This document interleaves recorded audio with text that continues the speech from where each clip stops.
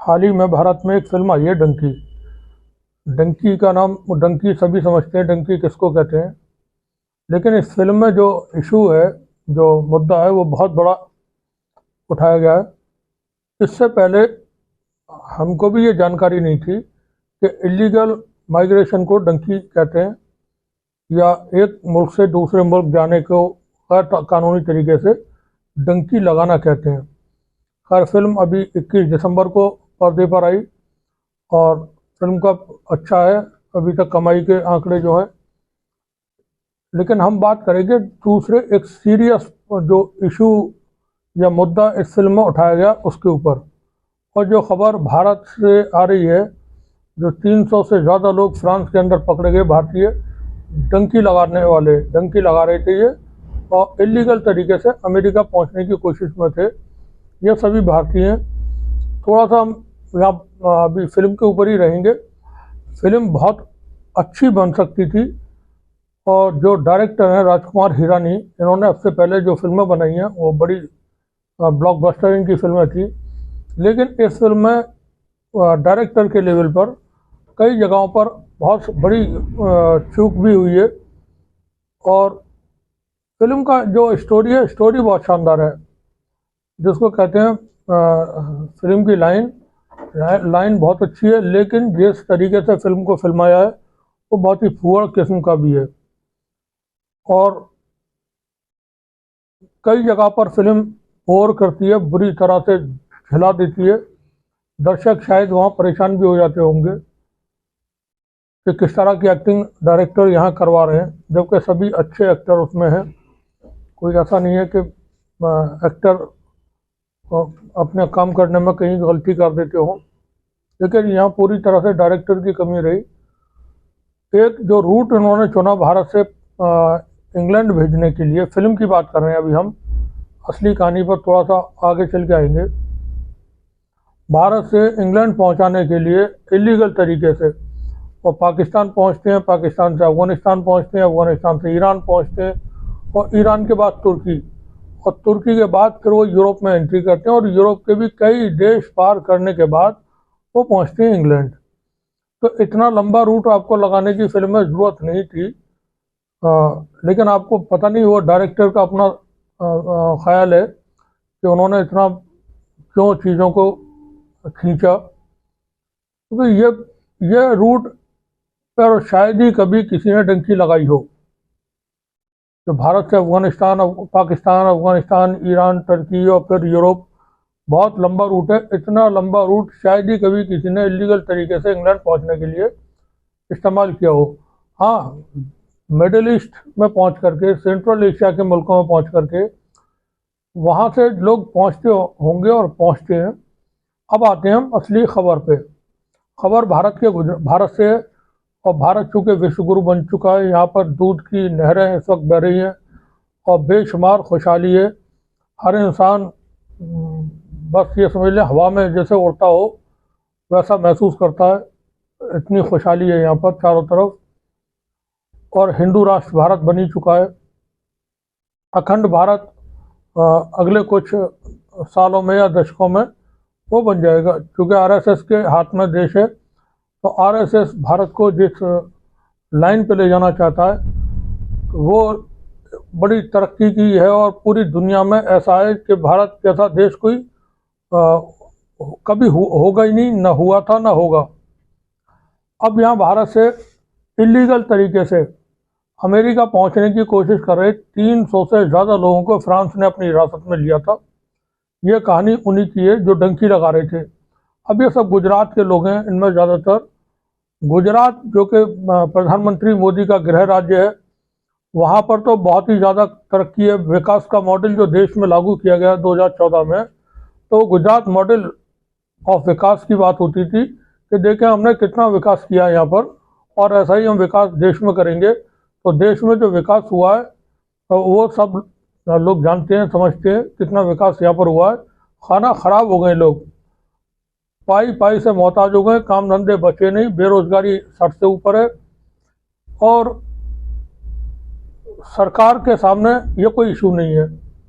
भव्य दिव्य विशाल विराट राम मंदिर बन के तैयार है, अब सब राम मंदिर की भव्यता में सब सारी चीज़ें खो जाएंगी, समा जाएंगी, लोगों की गरीबी ख़त्म हो जाएगी, क्योंकि राम मंदिर बन गया, राम राज्य आ चुका है। तो उसमें अब ना बेरोजगारी बाकी बचेगी, ना महंगाई होगी, ना और जो जन समस्या से जुड़े हुए मामला हैं, मुद्दे हैं, उन पर बात होगी। गुजरात विकास का मॉडल, गुजरात गृह मंत्री का राज्य, गुजरात प्रधानमंत्री का राज्य, गुजरात पीएमओ में बैठे हुए तमाम अधिकारी सभी गुजरात के हैं, वहाँ से लोग डंकी लगा रहे हैं। अब हम थोड़ा सा गुजरात के पर भी बात करेंगे अलग से। गुजरात वो राज्य है जहाँ पर देश में सबसे ज़्यादा हवाला कारोबार होता है। गुजरात वो राज्य है जहाँ पर सबसे ज़्यादा तस्करी होती है ड्रग्स की।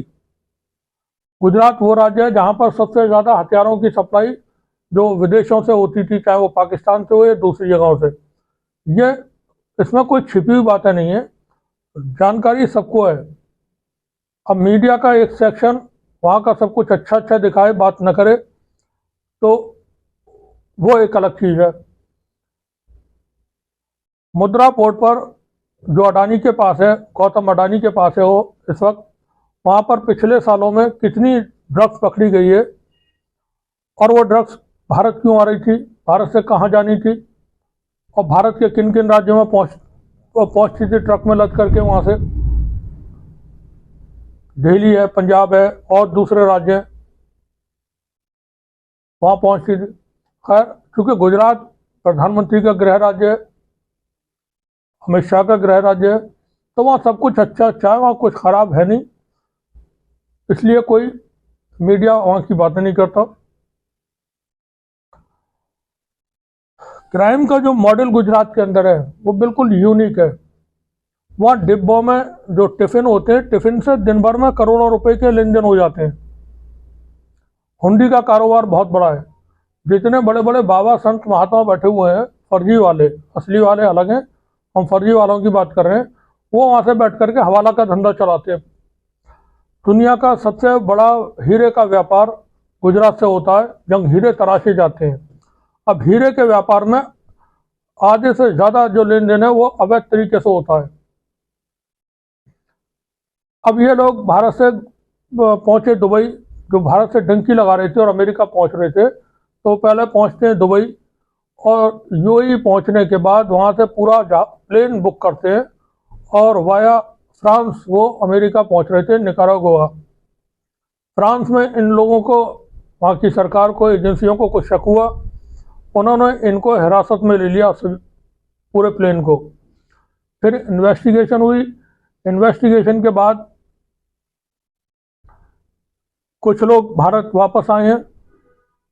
फ्रांस ने मानव तस्करी के शक में दुबई से निकारागुआ जा रहे विमान को जांच के लिए रोक लिया था। इस विमान में चालक दल समेत 300 से ज़्यादा लोग सवार थे, जिनमें से अधिकतर लोग वापस भेज दिए गए हैं, वापस आ चुके हैं। अब इनसे पूछताछ हो रही है कि ये डंकी रूट के जरिए कोई मानव तस्करी तो नहीं हो रही थी। दुनिया भर में मानव तस्करी एक बहुत बड़ा मुद्दा है। इस तरह से इलीगल माइग्रेशन है, इसी तरह से मानव तस्करी है। हजारों नहीं, दसियों हजार, लाखों लोग भारत के अंदर ही हर साल गायब हो जाते हैं। पिछले साल की खबर है, अकेले गुजरात से ही शायद 63,000 से ज़्यादा महिलाएं गायब थी। सही संख्या हमको नहीं मालूम है, इस वक्त ध्यान नहीं। पूरे देश से दसियों लाख लोग हर साल गायब होते हैं, कहाँ चले जाते हैं ये लोग? अब ये जांच एजेंसियों को बताना चाहिए जाते कहाँ हैं ये लोग, इनका होता क्या है। ये लोग विदेशों में पहुंचते हैं, वहां जाकर के संडास साफ करते हैं, पौंड में कमाने के लिए गैर कानूनी तरीके से भागते हैं देश छोड़ करके। देश के अंदर इतना विकास हुआ है, इतनी तरक्की हुई है पिछले 10 सालों में, आप भारत छोड़ करके क्यों जा रहे हैं? ये तो प्रधानमंत्री के जो उन्होंने विकास किया उसकी तौहीन है, बेइज्जती हो रही है। लोगों के अंगों की तस्करी होती है, और ये जंगों में भी होती है। जंगों में जो लोग जख्मी हो जाते हैं तो उनके अंग निकाल करके फिर उसकी तस्करी की जाती है। इसी तरह से सही सलामत जो लोग होते हैं उनकी भी तस्करी होती है। बच्चों को भी अलग अलग क्राइम के कामों में लगा दिया जाता है। कोई ड्रग्स पेडलर बनते हैं, कोई भीख मांगने में काम आते हैं, कोई चोरी करने में लगा दिए जाते हैं। तो इस तरह की चीज़ें होती हैं। अब ये भारत से जो डंकी लगा करके जा रहे थे, गुजरात पुलिस उनसे पूछताछ कर रही है जो लोग वापस आए हैं। और सवाल ये है कि पूछताछ होती रहेगी, जो जानकारियां वो हासिल होती रहेंगी, मगर अभी तक जो चीज़ें सामने आई हैं वो ये है कि गुजरात से लोग दुबई के रास्ते अमेरिका पहुंचने की कोशिश कर रहे थे इलीगल तरीके से। और जो खबर है बीबीसी की, उसके मुताबिक 1.5 करोड़ रुपए इसमें एक आदमी के यहाँ से अमेरिका पहुँचने के पर खर्चा आता है। तो ये सभी लोग हैसियतमंद लोग थे, पैसे वाले लोग रहे होंगे, ठीक ठाक इनका अपना बैकग्राउंड रहा होगा फैमिली का। 1.5 करोड़ 2 करोड़ रुपए खर्च करके आप अमेरिका जाने की कोशिश कर रहे हैं, तो गरीब तो है नहीं, आप परेशान भी नहीं है, तो आप अमीर होने के बाद फिर हिंदुस्तान छोड़ करके क्यों भाग रहे हैं? यहाँ तो आपकी अपनी सरकार चल रही है, राष्ट्रवादी सरकार है। 1200 साल की गुलामी के बाद देश को आज़ादी मिली है 2014 में। तो इस मिली हुई आज़ादी में को आप छोड़ करके क्यों भाग रहे हैं? वह संडास साफ करके पाउंड और डॉलर कमाने के लिए। डंकी जो फिल्म है वो एक बहुत शानदार इशू है। ऐसी फिल्में बनना चाहिए तो समाज के सरोकार से जुड़ी होती हैं। थोड़ा सा हम ये खबर को थोड़ा और तफसील से बताते हैं। अभी तक गुजरात पुलिस ने इस संबंध में औपचारिक मामला दर्ज नहीं किया है और वो अभी भी फ्रांस से दूसरी ट्रिप में भारत आने वाले और अधिक लोगों से पूछताछ का इंतजार कर रही है। पहले बैच में जो यात्री फ्रांस से पिछले सप्ताह मुंबई पहुंचे, उसमें से 21 लोग गुजरात के हैं और अपने राज्य पहुंच चुके हैं। हालांकि 54 लोगों का दूसरा बैच भी जल्द ही मुंबई पहुंच सकता है। अभी तक गुजरात पुलिस को ये तक पता नहीं है कि दूसरे बैच में कुल कितने गुजराती हैं। गुजरात पुलिस के शीर्ष अधिकारी ने बीबीसी, ये खबर हम जो आपको पढ़ के सुना रहे हैं बीबीसी से है, से कहा जो 54 लोग आने वाले हैं, हम उनके नाम और उपनाम और उनके पासपोर्ट नंबरों की जांच कर रहे हैं। अभी तक जांच में क्या मिला है? यात्रियों को वीजा, टिकट और दुबई सहित अन्य जगहों की सुविधाएं उपलब्ध कराने वाले एजेंटों के संबंध में गुजरात वापस लौटे यात्रियों से पूछताछ की है। हालांकि पुलिस ने अभी तक इन लोगों के नामों की जानकारी नहीं दी है क्योंकि अभी यह मामला जांच के स्तर पर है। पुलिस को यकीन है कि उसे कुछ ऐसे नामों के बारे में जरूर पता चलेगा जो राज्य में फैले मानव तस्करों के इस नेटवर्क से जुड़े हुए होंगे। अब गुजरात में मानव तस्करी का गैंग फैला हुआ है। Deputy inspector general of police CID crime Sanjan Karat इस समय फ्रांस में हिरासत में लिए गए गुजरात के इन नागरिकों से जुड़ी इस जांच की अध्यक्षता कर रहे हैं। बीबीसी से बात करते हुए कारात ने कहा, हम निकारागुआ के जरिए अमेरिका पहुंचने के लिए डंकी रूट के बारे में हमेशा से जानते थे, इनको जानकारी थी, लेकिन अभी तक ऐसे किसी नेटवर्क का पर्दाफाश नहीं हुआ था। काहे को होता पर्दाफाश? जोर से कहो चोरी करो और बाद में रखवाली करते रहो, पर्दाफाश कहाँ से होगा? मुंबई पोर्ट पे, मुद्रा पोर्ट पे उतरने वाली ड्रग्स किसकी थी, कहाँ पहुंची, कहाँ से कहाँ पहुंचती थी, वो किसी को जानकारी आज तक नहीं है। 1.5 साल होने को उसको पकड़े जाने के बाद वो ड्रग्स का क्या हुआ ये किसी को खबर नहीं है, क्योंकि मामला गौतम अडानी से जुड़ा हुआ था। गौतम अडानी जो सरकार को बड़ी फंडिंग करते हैं, प्रधानमंत्री उनके प्लेन में बैठ करके प्रचार किया करते थे। गौतम अडानी के ऊपर पूरी हिंडनबर्ग रिपोर्ट आ चुकी है कि उनके दोनों भाई मिल करके फर्जी कंपनियां बना करके भारत के शेयर बाजार को मैनिपुलेट करते हैं, अपने शेयर्स की कीमतें बढ़ा करके लोगों से पैसा ठगते हैं। ये लोग टोटल फ्रॉड कंपनियां बनाई हुई हैं। इनकी कंपनियों में हो सकता है टेररिस्ट ऑर्गेनाइजेशंस का पैसा लगा हुआ हो, लेकिन भारत की सरकार ने उसकी जांच कराने की कोई जिम्मेदारी नहीं समझी। इसलिए कि वो सरकार में बैठे हुए सबसे बड़े लोगों का खास दोस्त है, और उसकी जांच होगी तो फिर तो तमाम चीज़ें खुलेंगी ना। मॉरिशस में बैठ करके, दुबई में बैठ करके, अफ्रीकी कंट्रियों में बैठ करके वहाँ से ये लोग फर्जी काम कर रहे हैं। दुनिया की दूसरी बड़ी कंपनियां इसका खुलासा कर रही हैं।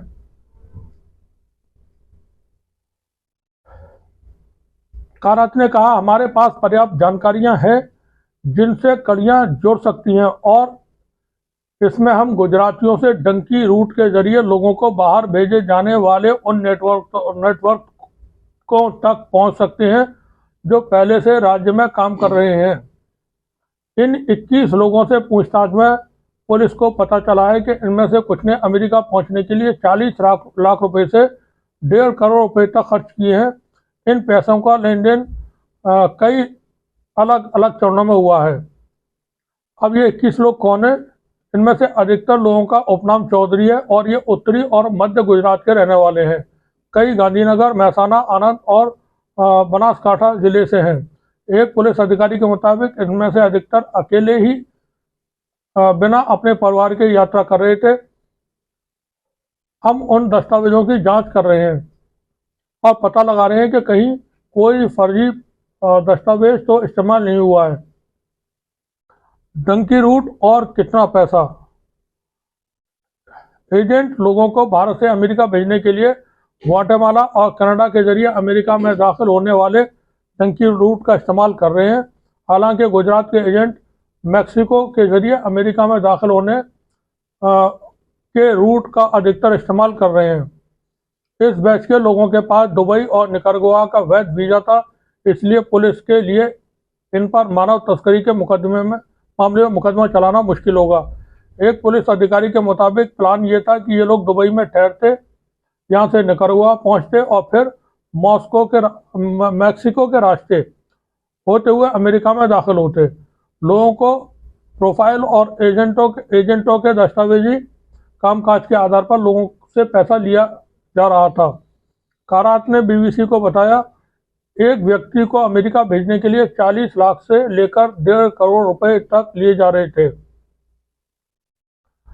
अब ये क्योंकि अभी ये फिल्म आई है डंकी, और ये डंकी रूट का एक पता चल गया, तो कुछ डंकी जो भारत से जा रहे थे, काय को जा रहे थे साहब? आप इतना खूबसूरत देश छोड़ करके, इतनी सारी चीज़ें यहाँ से छोड़ करके आप इलीगल तरीके से इतना ढेरों पैसा खर्च करके वहाँ क्यों जा रहे थे?